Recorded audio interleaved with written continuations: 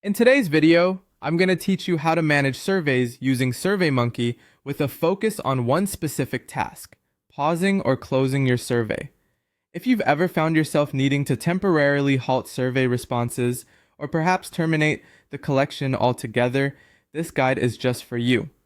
First things first, you'll want to navigate to the Surveymonkey homepage. You'll find this under the Projects tab. Take a moment to get orientated with your project's dashboard.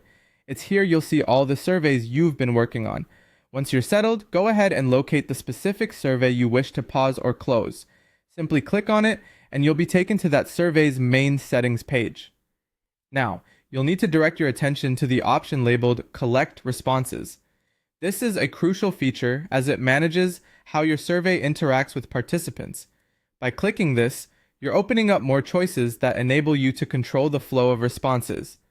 Once you're in the Collect Responses section, look closely for the display of three dots, often found on the top right or side of the page.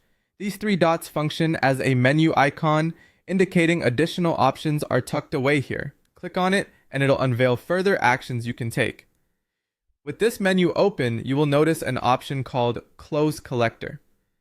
This step is pivotal, as selecting Close Collector signifies that you're ready to stop allowing new responses from being submitted. It's particularly helpful if you've received the number of responses you need or if the data collection period has ended. Next, Surveymonkey offers the ability to craft a custom message for when the survey is no longer accepting responses. You don't want respondents to be left in the dark if they attempt to participate after it's closed. Crafting a closing message can be a polite way to communicate that the survey has ended. Conveniently, Surveymonkey also provides default text if you need inspiration.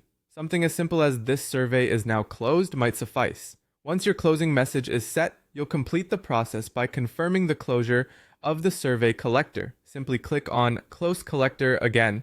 This double confirmation ensures that your intentions are clear and no further responses can be accepted.